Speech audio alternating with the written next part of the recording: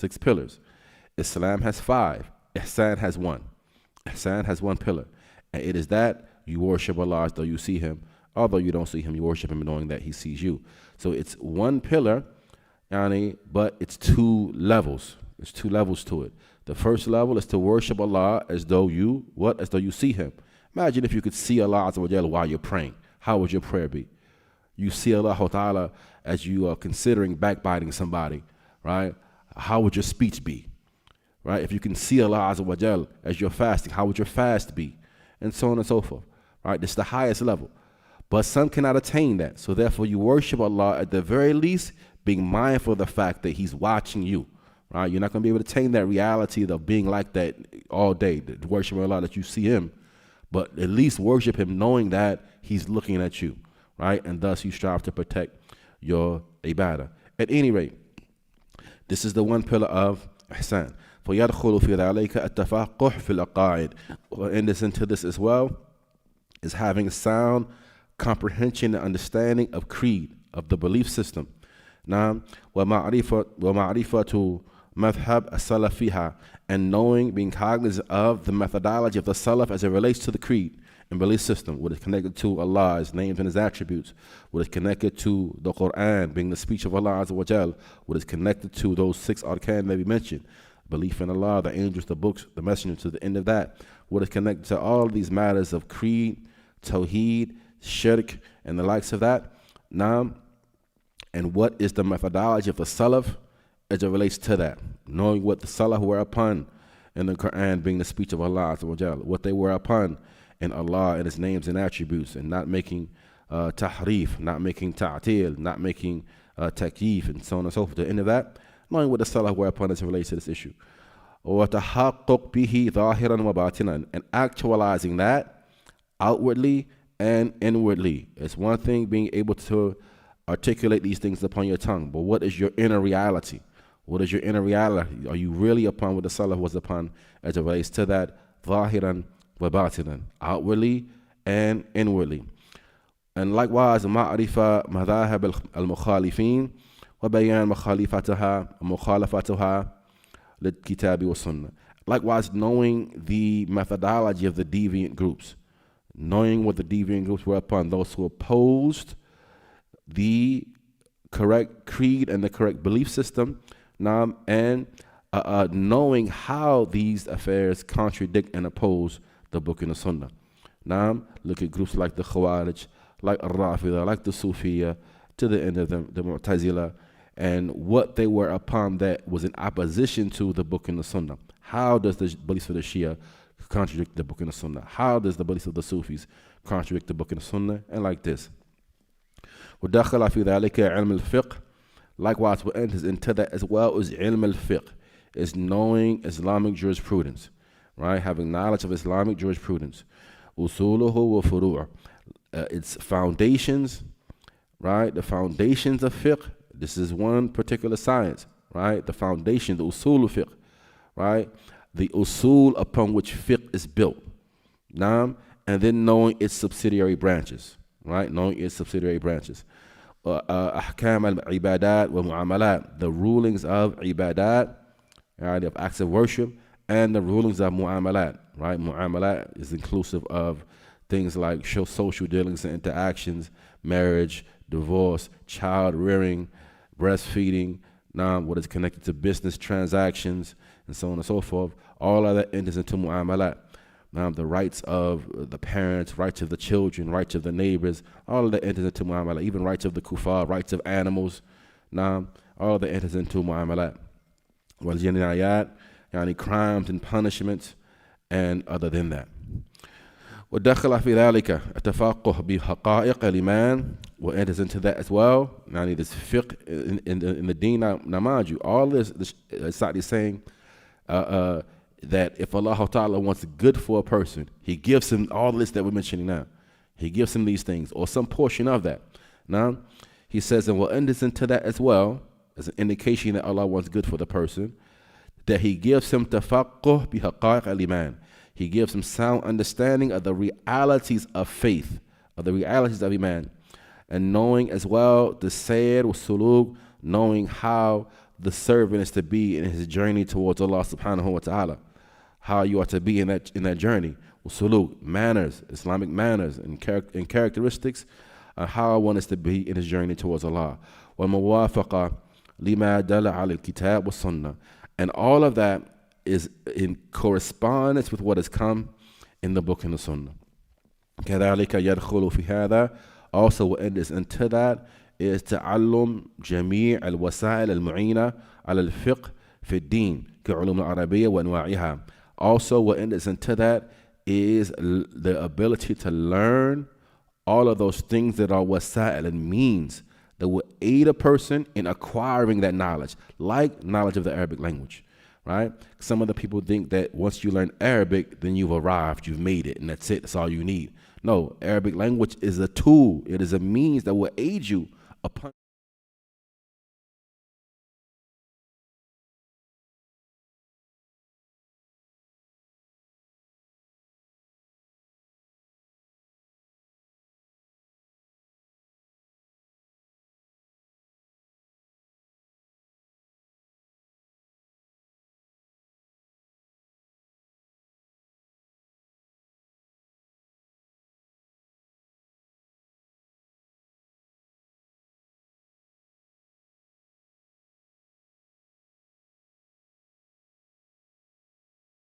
of the knowledge that you hope for.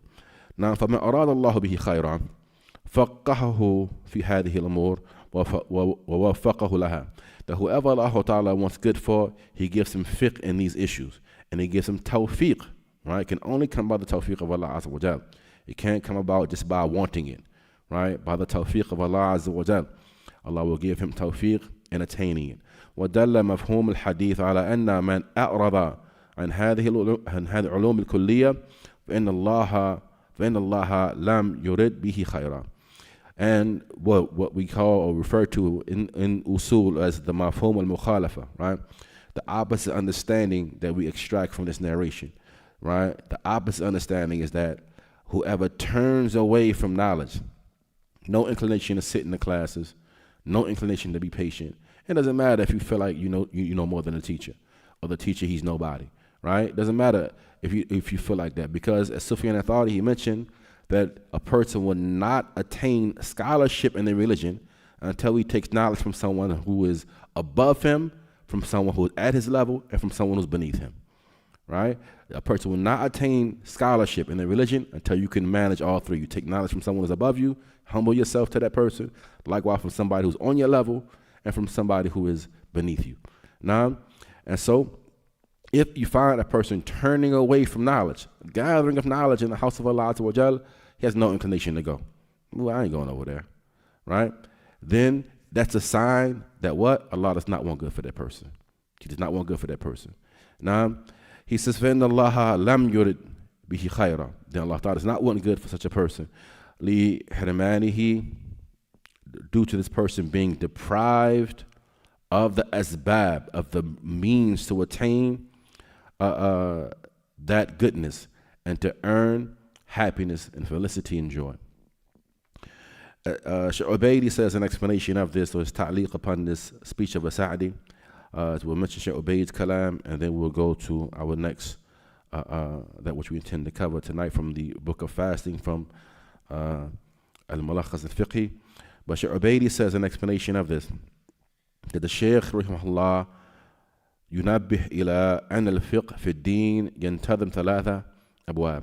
So the Shaykh here, Sa'di, is clarifying and drawing attention to the fact that fiqh in the religion, it sets three affairs in order, three affairs set it in order. The first issue, وهو أساسها, and this is the foundation of that. Nam وقاعدتها, and its primary principle and its apex, its highest point, is fiqhu al-i'tiqad as-sahih. It's having knowledge of sound creed. Having knowledge of sound creed, right? It's the first sign that Allah was good for the person, gives him knowledge of sound creed. Now he says, وَيَسْتَلْزِمْ هَذَا مَعْرِفَةَ مَا يُضَادُهَا. And this likewise necessitates that one knows what contradicts and opposes sound creed. Now, as Hudayfa, he would say, كان الناس يسألون رسول الله عن الخير كنت أسألوه عن الشر مخافة أن يدركني. People would ask the Prophet Muhammad alayhi wasallam about good things. I would ask him about the evil. Out of fear that the evil will overtake me, right? So not only do you know the good, you know Tawheed, you know Sunnah, you know sound creed, sound belief, you likewise need to know what opposes that. You know what opposes that. Why? So you can avoid it. Now, he says that وَتَحْذِيرٌ مِنْهُ, and being wary or staying away from those things. It's the first issue. When we speak about fiqh in the religion, the first issue is that. Secondly, fiqh al-ibadat al-amaliyah is having knowledge of the action-based acts of worship. Prayer, fasting, hajj, umrah, jihad, all these affairs, right? The action-based acts of worship. Because worship is, you have worship of the tongue, you have worship of the heart, right? Including khawf and tawakkul, fear of Allah, placing your trust and reliance upon Allah, raja, hope. All these things are acts of worship, but they're acts of worship done inside the heart, right? There's not a real organizational structure to these types of acts of worship, other than staying away from what is in contrast to that. But when we speak about prayer, there's a particular methodology, for example, of how to pray, a particular methodology of how to fast, a particular methodology in how we make hajj and umrah, and these other acts of worship that we do. There's a methodology to them, and that is what's called fiqh al-ibadat. You scholars, they compile books on this subject alone, fiqh al-ibadah, for example, fiqh al-ibadat, and like this. وهذا يستلزم أن يتعبد المرء ربه عبادة صحيحة قائمة على الدليل من كتاب وسنة. And this necessitates that the servant worships his Lord with a correct worship that is predicated upon the evidence from the book and the sunnah. We don't make up how we want to worship Allah, or worship Allah based upon what we feel good doing, right? But it has to be based upon kitab and sunnah. ولا يسوغ الجهل في العبادات العملية. And it is not proper that anyone be ignorant of these things. It's not proper that a person, he's been Muslim for however long he's been Muslim, he don't know how to pray properly. He don't know tashahhud. He don't know wudu and what breaks it, what nullifies it, what, how to perform ghusl and so on and so forth.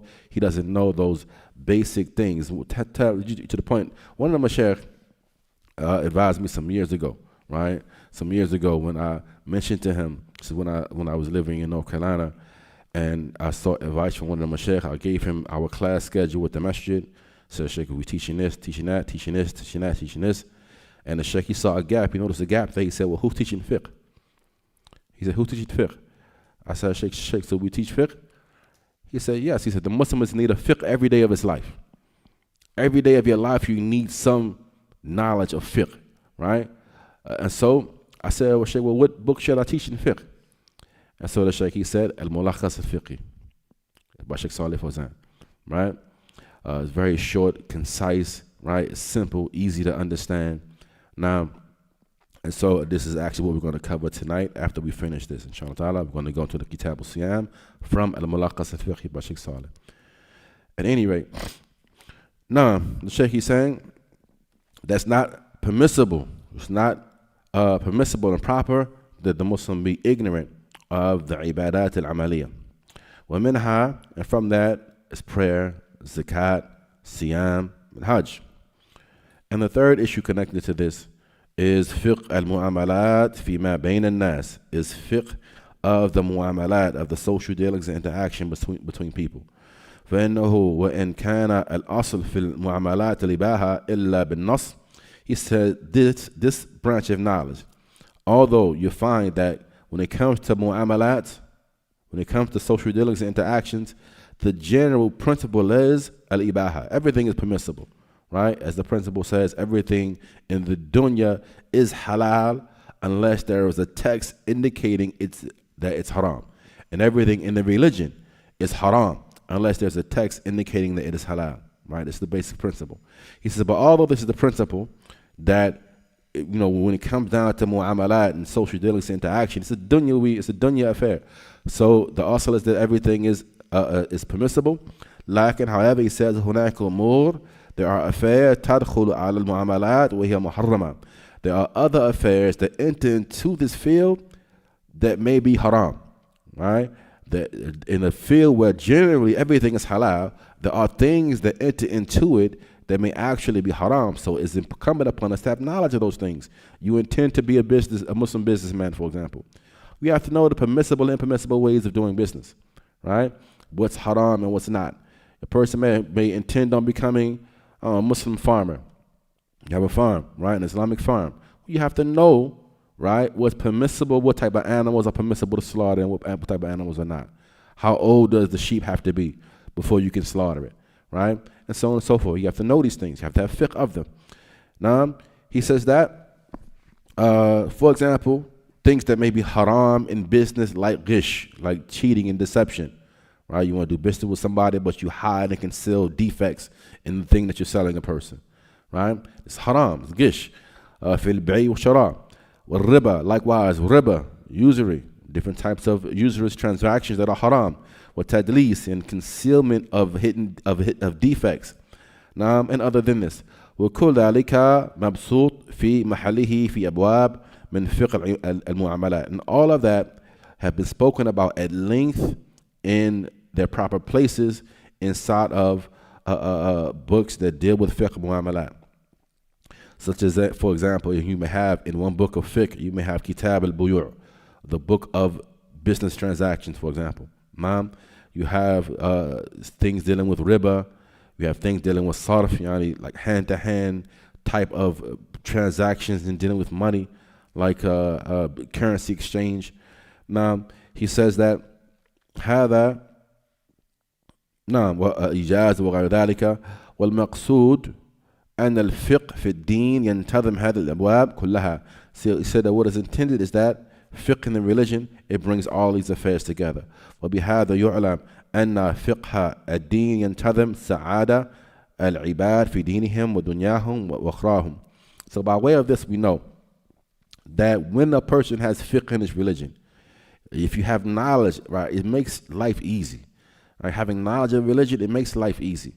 And you find that when a person has knowledge, has fiqh of these things, then this will bring about happiness for the servant in his dunya and his hereafter, as well as his religious affairs. وأن الجهل علامة البلية, and that being ignorant of that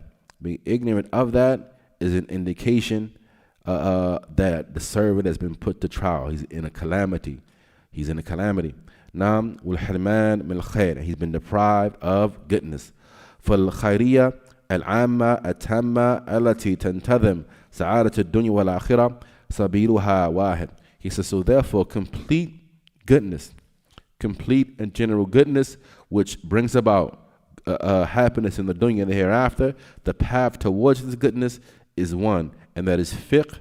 It is knowledge and comprehension of the deen of Allah Azza wa Jal. This concludes our reading from Jawami Al-Akhbar.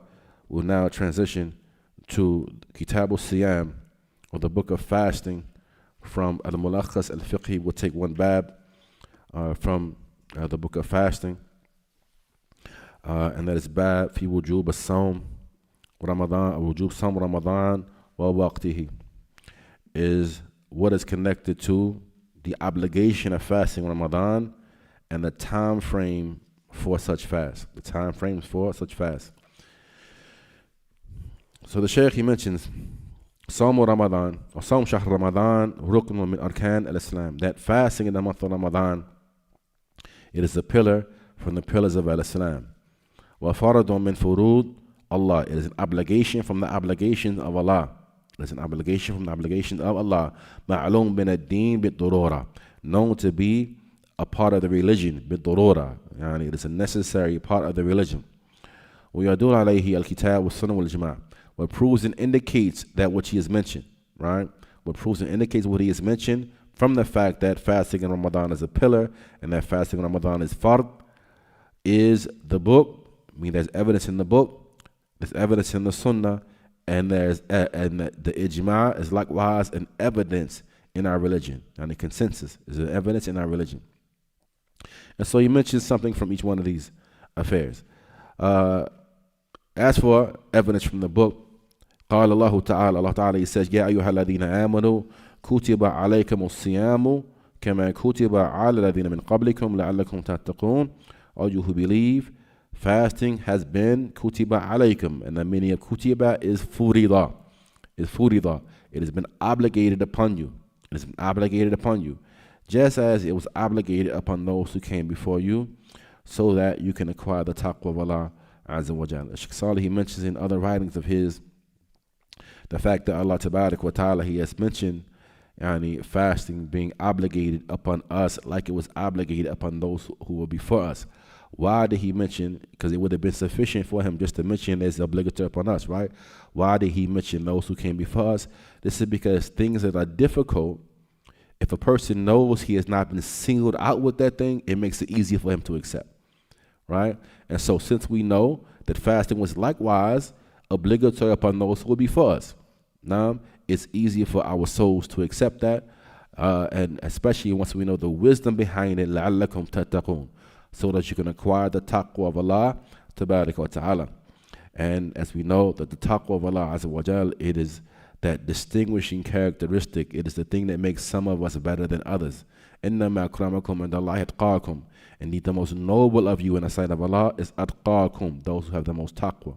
Now, so this is an ayat that proves and establishes that which the Shaykh is mentioning, that fasting in Ramadan is obligatory. And this is up to the statement of Allah Azza wa Jalla, شهر رمضان الذي أنزل فيه القرآن هدى للناس وبينات من الهدى والفرقان فمن شهد منكم الشهر فليصم. He says the month of Ramadan in which the Quran was sent down. Ibn Abbas, he mentions this affair concerning the sending down of the Quran in the month of Ramadan, that the Quran, that it is similar to the other scriptures in the fact that every single scripture was sent down in the month of Ramadan. The Torah, the Injil, the Zabur, all of the previous scriptures were sent down similarly in the month of Ramadan. But Allah, He distinguished it from the other books. So He made it like the other books in that it was sent down in the month of Ramadan, but the other books, they were sent down jumlatan, in one go.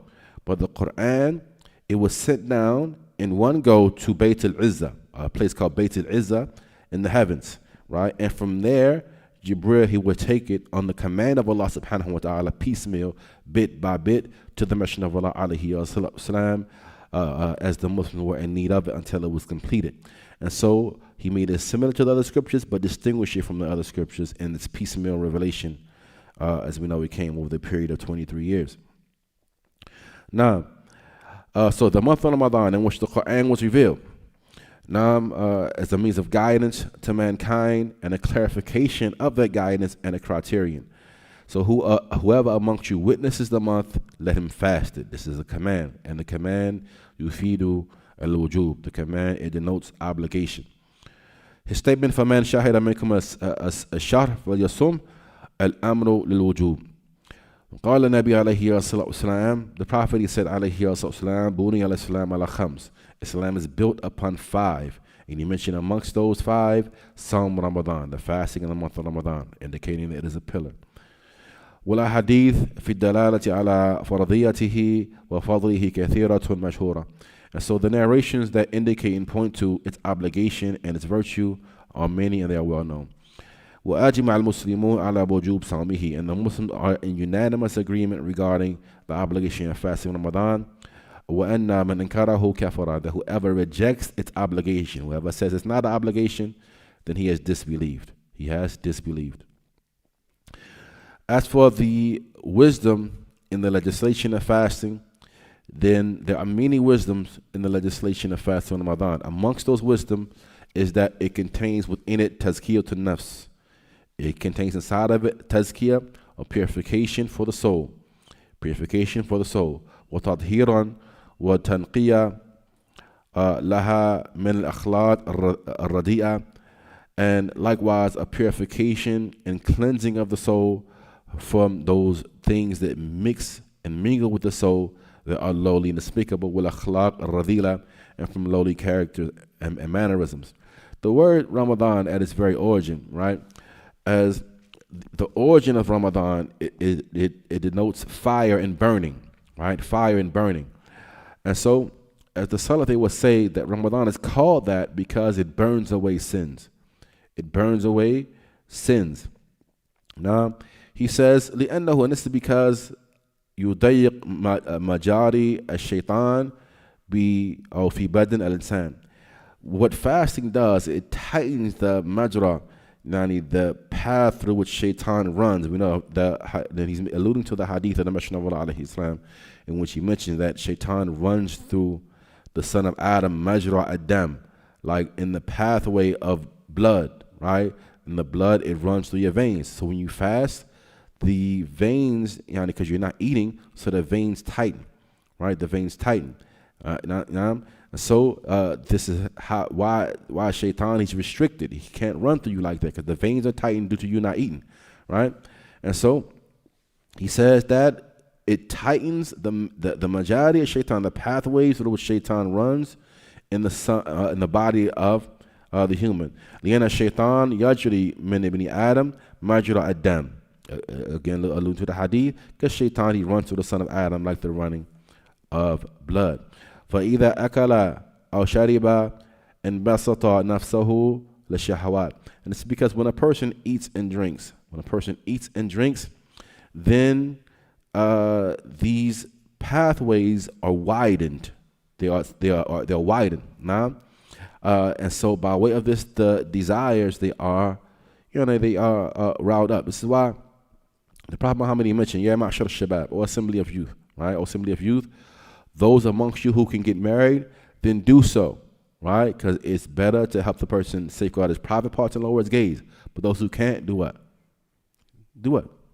Fast, right? Because fasting, kana lahu wajah, it's like a wajah is like for those who farm and they have the animals. Sometimes they go into heat. They go into heat, right? Horses and like this, they go into heat. So what some of the farmers do, they tie the testicles up of the horse, right? And this kind of controls him. It controls him from his desires raging in him, trying to be at every female horse on the farm, right? And so this is called a wajah. It's called a wajah. Fasting is similar to that. It helps the person control his desire, right? It's why, like Sheikh Rabi and others amongst the ulama, they mentioned that from the things that are connected to, and I'm going off topic a little bit, from the things that are connected to intimacy, though, is that it should be connected with food. It should be connected with food, right? That's why you got dinner and date, right? It should be connected to food. Why? Because food, it stirs the desire. It stirs the desire. Now, and he uses evidence, the hadith of Ibn Mas'ud that we alluded to, about those who can't get married, they should fast, right? Because the lack of food, it will help the person control the desire.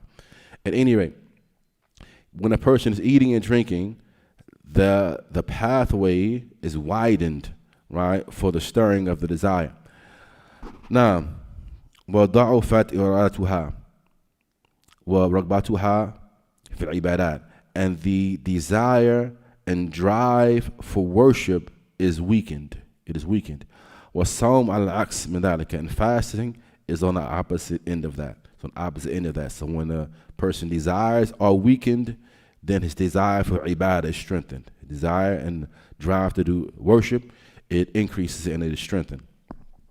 For some tazheed, and this all is from the wisdom. Like watching the wisdom is that for some tazheed for dunya wa shahawatiha, is that in fasting lies a means of making one suffice himself or have zuhud of the dunya and to desire the dunya, right? Zuhud, as Ali, he mentioned, because people, they have an erroneous conception of understanding of what zuhud is, especially like the Sufis, right? They misunderstand this concept of zuhud and think that it means that a person, he just sits in the masjid all day and just, wears messed up clothes and like this. But Ali, he said that zuhud, zuhud does not mean that you don't own anything, but it means that nothing owns you, right? Zuhud does not mean that you don't own anything. You can have possessions of the dunya, right? You can have a car, you can have a home, you can have clothes and shoes and so on and so forth, but none of these things should own you. That's true zuhud. That's true zuhud, right? And so he says that in it lies tazheed fi dunya. It can make a person have zuhud of the dunya, and to be overzealous or have an excessive amount of desire for the dunya, وَتَرْغِيبْ فِي الْآخِرَةِ, and fasting increases the person's desire for the hereafter. وَفِيهِ بَاعِثٌ عَلَى الْعَطْفِ عَلَى الْمَسَاكِينَ, and fasting as well lies, and it pushes you to have compassion for the poor and to feel their pain, due to the fasting person tasting something from the pains of hunger and thirst. لأن الصوم في الشرع هو, this because fasting in the legislation is الإمساك بنية عن أشياء مخصوصة من أكل وشرب وجماع وغير ذلك مما ورد به الشرع. This is the legislative definition of fasting. It is to withhold with intention, right? So this cancels out a person just not eating, because he don't really feel like eating, right? But rather a person withholds with niyyah, with intention, from certain things, right? From eating, drinking, and sexual relations, and other than that, from that which the legislation has mentioned, are from the nullifiers of fasting. ويتبع ذلك الإمساك عن الرفث والفسوق, and what follows on from that is similarly withholding from الرفث والفسوق, from insolent behavior and just bad behavior and wickedness, right? You withhold from all those things. What is referred to as figurative nullifiers, things that are not muftirat al-hissiyah, they're not actual nullifiers like eating, drinking, and relations. We know that nullifies the fast. But you have figurative nullifiers as well, things that they will pick apart your fast, make the reward diminish until possibly they can even make it to the point where your fast is nullified. How do we know this? Because you have the narration of the two women, right, who were during the time of the Messenger of Allah alayhi salam, they were fasting to the point that they were nearly about to die of thirst. So someone came to the Messenger of Allah alayhi salam, so the Messenger of Allah, indeed they are nearly about to die from thirst, so command them to break their fast. And so he ignored the person until they repeated it several times. He said, bring them to me. All right, so he had the two women brought to him, and he had a wooden bowl placed in front of one of them, and she was made to vomit and throw up. And she began to vomit and throw up blood and flesh and meat.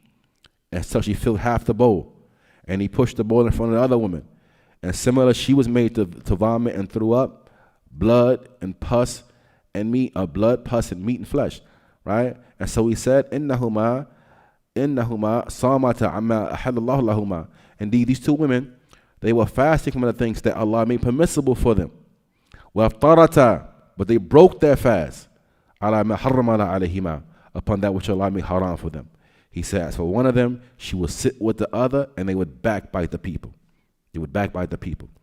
So this is from the mu'jizat and the miracles of the Messenger of Allah alayhi salam, the scholars point to, and how this metaphorical type of affair that Allah mentioned in the Quran, right? When one of you like to eat the meat of his dead brother, right? He would hate it. Allah, the Messenger of Allah, he made it to be something real and tangible, right? And turned it into actual meat and flesh. They would sit and they would backbite the people. But the shahid is that he said, وَأَفْطَرَتَا, they broke their fast. They broke their fast upon that which Allah had made haram for them. One of them would sit with the other, and then they would begin backbiting the people. So this shows you that you have these muftirat al-hissiyah, real nullifiers of the fast, that which we know nullifies it, and then figurative nullifiers that will harm your fast to the point they can possibly even reach such a level that they actually nullify it. Now, and so he mentions that it is withholding from all of those things. And what follows on from that is withholding from rafath wal fusuq, yani insolent behavior, bad behavior, and wickedness. وَيَبْتَدِئُ وُجُوبَ الصَّوْمِ الْيَوْمِ. So now he begins to speak regarding when does the fasting day start. The fasting day, it begins بطلوع الفجر الثاني, at the appearance of the second fajr. This shows you that al-fajru fajran. There are two fajrs. There are two fajrs, right? There's al-fajr al-kadhib, the false fajr, right, which does not make prayer permissible, nor does it make fasting obligatory for the fasting person. The false fajr, it is that which has been described as being similar to a fox's tail. It's a little bit of light that shoots up vertically, right? Now, this is the false fajr, a little bit of light that comes up this way, but everything around it is still pitch black, right? This is considered to be the false fajr. That's not the true fajr. And then there's al-fajr al-sadiq, right? The true fajr. The true fajr is the light that shoots horizontally across the horizon, right? It shoots this way. And so you have some light here, and the darkness is above that. There's the darkness of night that's going away, and the light of day as it's coming. You don't see the disk of the sun, but you begin to see the light of it coming across the horizon this way. Now, this is the true fajr. It's important for us to know what the true fajr looks like, right? Because a lot of times with many of the prayer schedules that are out here today, right, they have fajr listed at the false fajr time. It's not the true fajr time, right? The true fajr is going to be some time after that. Sometimes it may vary based upon the area you live in, based upon the time of the year, right? Sometimes it may be 10 minutes, 15 minutes, 20 minutes. I've even seen it like 30 minutes, sometimes after what the actual prayer schedule may say. Now, so the true fajr, this is that which makes prayer permissible, the fajr prayer permissible. It is that which similarly makes the fasting obligatory for the fasting person. Now, he says that, and this is al-bayad al-mu'tarid fil ufuq. It is the horizontal light that shoots across the horizon. We've taken pictures of it before and sent it to the WhatsApp group, to the Masjid WhatsApp group, showing the true fajr in different areas, like Randallstown or this place or that place, showing what it looks like in Egypt, and so on and so forth, right? He says that وَيَنْتَهِي, the fasting day ends بِغُرُوب الشَّمْس, with the setting of the sun, meaning the disk of the sun. You no longer see the actual sun itself. You may still see the light from the sun, but the disk of the sun you no longer see. Then that's when the fasting day ends. And this is regardless of what the prayer schedule says, right? Regardless of what the prayer schedule says, these are, you got to bear in mind that Allah didn't send any prophet with a prayer schedule in his hand. No prophet came with a prayer schedule in his hand. But the prophets, they came, right, with clear signs that both the awam could understand and see, the layman could understand and see it, as well as those with knowledge, right, could understand and see it, right? And so this is the beginning of the fasting day. This is the end of the fasting day. Why do we say, we stress it like this? Because I've seen brothers, right, they cling so tenaciously to these prayer schedules that it can be 1 minute away.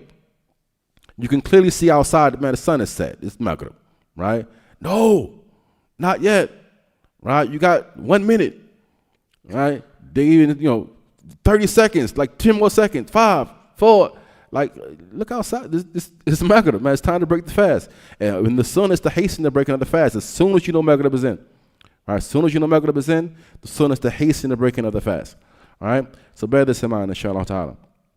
This is when it ends. قال الله تعالى فالآن باشروهن. Right? He going to now the verse that speaks about the beginning of the fasting day and its ending. He says, so now be intimate with your wives. This goes back to how it's an ayah when Allah Ta'ala mentions how Allah, He knows that some of you used to deceive yourselves. Because some of them, they would, the fasting, it developed over time to the way that we fast now. In the beginning, it was not permissible even to be intimate with the women folk during the nighttime in the month of Ramadan. But some of them would do it anyway. So Allah Ta'ala, He says that Allah knows that you used to deceive yourselves, right? Allah knows that you should deceive yourselves, act like you're not, getting with your wives or whatever. He says, so now, but Allah Ta'ala has had mercy on you. فَالْآن, now, فَبَاشِرُهُنَّ, now you can be intimate with them. Be intimate with them, meaning during the nighttime of fasting. And in your intimacy, وَابْتَغُوا مَا كَتَبَ اللَّهُ لَكُمْ, seek that which Allah Ta'ala has written for you, meaning of children, right? He says, وَكُلُوا وَاشْرَبُوا, and eat and drink, حَتَّى يَتَبَيَّنَ لَكُمُ الْخَيْطُ الْأَبْيَضُ, until the white thread becomes distinct from the al-khayt al-aswadu min al-fajr, right? Until white thread becomes distinct from the black thread of fajr. This shows you that this is when the fast starts, at fajr. So some of the Sahaba, when the verse was initially revealed, right, they took a white string and a black string, right? And if they could see it, right, enough light came into the house that they can see it, this is when they would, how they understood the verse initially, this is when they know that, okay, it's time to stop eating and drinking. And so this was reported to the Prophet ﷺ, and he clarified this. This is not the understanding of that. It's not a literal string, right? But he clarified what it actually meant. It is the white thread being distinct from the black thread of Fajr, right? Now, he says, but after that he says, ثُمَّ أَتِمُّ الصِّيَامَ إِلَى اللَّيْلِ, and then complete the fast. So this, you have the beginning of the day, it's when the white thread becomes distinct from the black thread of Fajr. And then after that, complete the fast, إِلَى اللَّيْلِ, up until night. And at night, it begins at Maghrib. So the meaning of the white thread becoming distinct from the black thread of Fajr, and يَتَّضِحْ بَيَاض النَّهَارِ مِنْ سَوَادِ اللَّيْلِ, meaning that the whiteness of day, it is distinct. All right, there's a line distinguishing it from the darkness of night. Now, ويبدأ وجوب الصوم شهر رمضان إذا علم دخوله. He says, and the obligation of fasting, it begins in the month of Ramadan once its entrance is known. Once we know that Ramadan is entered, this is when we start fasting. And we'll conclude with this portion here, that the ways in which we know that Ramadan is entered are three. There are three ways in which we know that Ramadan is entered. الطريقة الأولى, the first way that we know Ramadan is entered, رؤية هلاله, is sighting of the hilal, meaning you yourself as an individual see the hilal. Then when you see the hilal, you know that you can start fasting, meaning the hilal of Ramadan. Now, and in relation to the month of Ramadan, it is different from the other months in that with Ramadan entering, the sighting of one person is sufficient. If one person sights it and reports its sighting, then that's sufficient. One trustworthy person, right? With the other months, right, at least two are needed. At least two people are needed for Shawwal, for Sha'ban, for Dhul Hijjah, to the end of it, right? It was mentioned by Shaykh Ahmed al-Najmi and others. So you sight the hilal. Allah Ta'ala said, فَمَنْ شَهِدَ مِنْكُمْ الشَّهْرَ فَلْيَصُمْهُ. So whoever witnesses the month, let him fast it.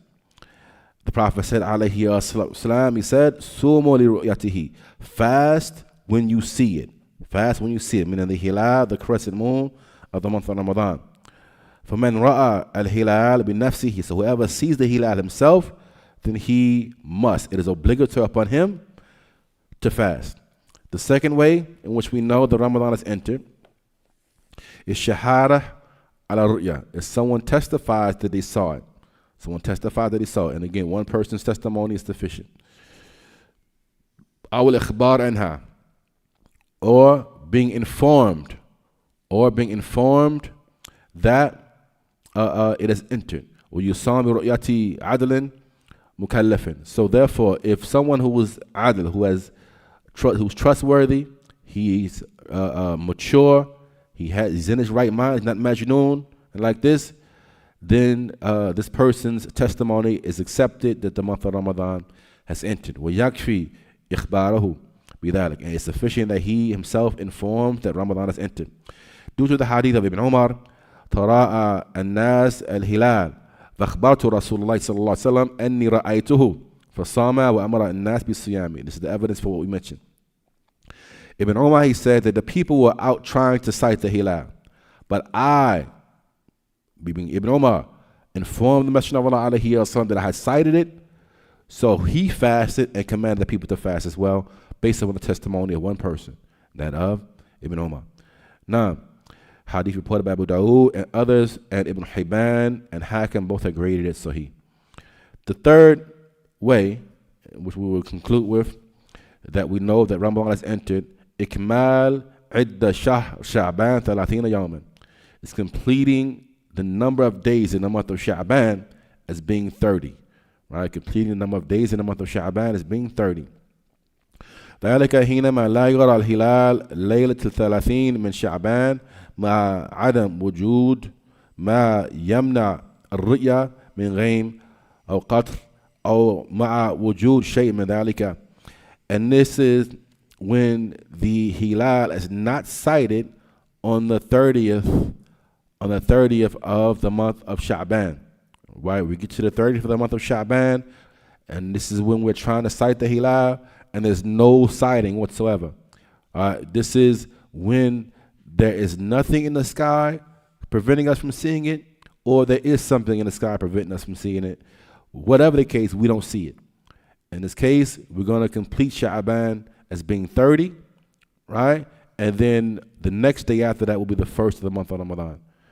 Now, he says, and this is based upon the statement of the Prophet alayhi wasallam, إِنَمَا الشَّهْرُ تِسْعٌ وَعِشْرُونَ يَوْمًا. And this is the basic foundation for our months, for the Islamic months, right? Or the lunar months, is that all of the months consist of 29 days. Every month consists of 29 days, right? He says, and this is when you start looking for the hilal of the next month. So all months aslan are 29 days, right? When you're ending the 29th, this is when we start looking for the hilal of the next month. This is when he says, فَلَا تَصُومُوا حَتَّى تَرَوْا. So therefore, don't fast until you see the hilal. Don't fast until you see it. وَلَا تُفْتِرُوا حَتَّى تَرَوْا. And don't discontinue fasting, meaning don't consider Ramadan to have ended until you likewise see the hilal. He says, فَإِنْ غُمَّ عَلَيْكُمْ. But if something prevents you from seeing it, it's cloudy, right? There's clouds in the sky, it's, whatever, you can't see it. إِنْ غُمَّ عَلَيْكُمْ فَقْدِرُوا لَهُ. Then estimate it. Then count it up or estimate it, right? He says the meaning of اقدروا له, of estimating, is أتم شعبان 30 يوما. It's considered Sha'ban as being 30 days. Consider Sha'ban as being 30 days. And this is due to what is reported from the other wording of the hadith of Abu Hurairah, in which he said, إِن غُمِّيَ عَلَيْكُمْ الشَّهْرُ. If the month is obscured from you and hidden from you, فَعُدُّوا 30. Then count out 30. Count out 30. This is an indication that you will consider Sha'ban, Sha'ban as being 30 days. And there's no 31st, obviously. So therefore, after that will be the first day of the month of Ramadan. There's also the issue of whose siding do we depend upon, for example, here in the West, right? You find in places like America, we don't have the types of committees that are set up in the lands of the Muslims, right? We don't have committees that the government sends out people to go sight the hilal, right? Either we can try to sight it ourselves, or we can depend upon someone else's sighting. So whose sighting do we depend upon? We've heard the three ways that we can arrive at knowledge that Ramadan has entered. Either you see it, someone testifies that it is entered, or you complete Sha'ban as being 30, right? So from the bab of accepting someone's testimony, whose sighting do we rely upon, this country or that country? Any country that's technically to the east of us, right? Then we can accept their sighting. We can accept their sighting. Sheikh Ahmed al-Najmi, he mentioned this.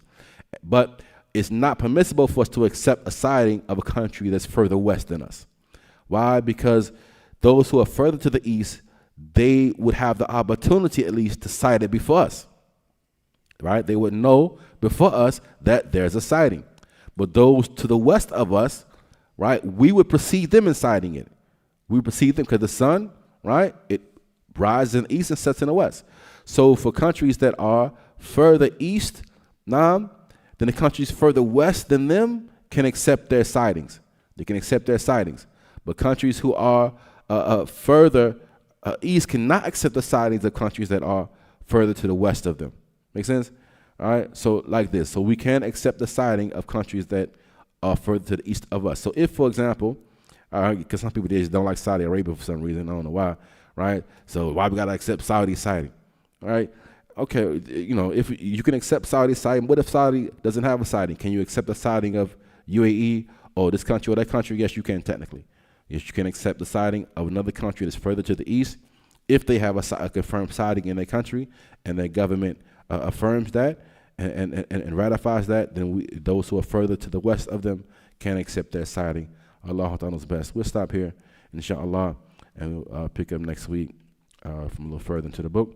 هذا وصلى الله وسلم وبارك على نبينا محمد وعلى آله وصحبه أجمعين. No. So, what if you happen to be at one of those sessions and you have to break it fast, but you usually wait a good 5 minutes before the event? 5 minutes after, you mean? After it's clear that it's Maghrib, you want to wait until it's coming. Yeah, this is bid'ah. It's bid'ah, and this precaution. Sheikh Salih, he mentioned this in others of his writings, and how some other people they may start their fast very early, right, out of precaution.